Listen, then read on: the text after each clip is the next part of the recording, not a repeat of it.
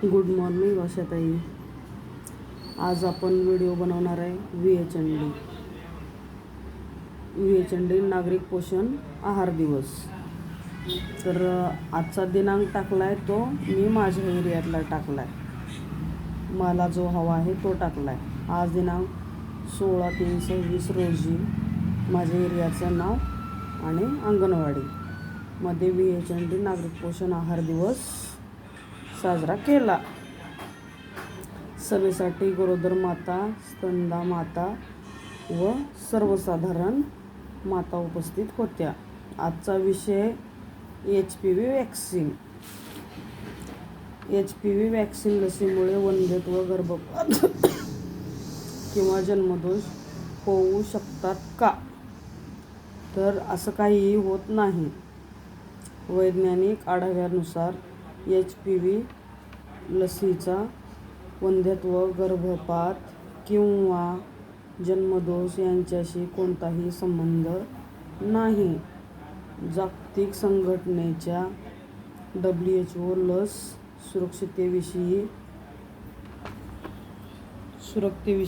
सुरक्षिततेविषयीच्या जागतिक सल्लागार समितीने global advisory community on vaccine safety सातत्याने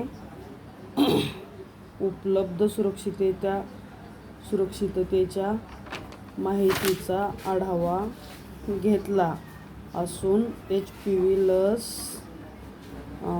सुरक्षित व प्रभावी असल्याचे स्पष्ट केले आहे. भारतामध्ये HPV लस महत्त्वाचे का आहे? महत्त्वाचे आहे का असा प्रश्न येतो.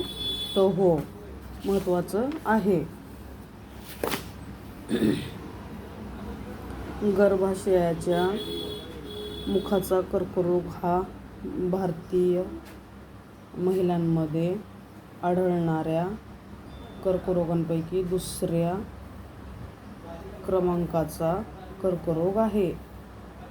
सन 2024 ICMR NCRPच्या अहवालानुसार भारतामध्ये गर्भाशय मुखाच्या कर्करोगाचे अंदाजित 78,499 नवीन रुग्ण नोंदविले असून 42,399 कर्करोगाचे मृत्यू नोंदविले आहेत. HPV लस नवीन आहे का? नाही. जगभरात आतापर्यंत 50 कोटीहून अधिक महिलांना ही लस देण्यात आलेली आहे आणि तिच्या सुरक्षितता व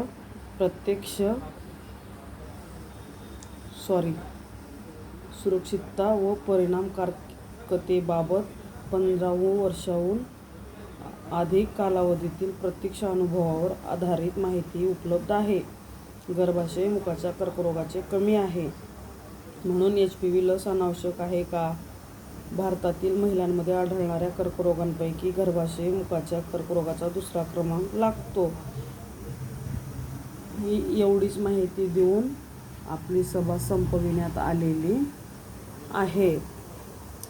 माझा व्हिडिओ कसा वाटला व नक्की सांगा आणि माझ्या व्हिडिओमध्ये काय बदल करण्यात यावा हेही नक्की सांगा.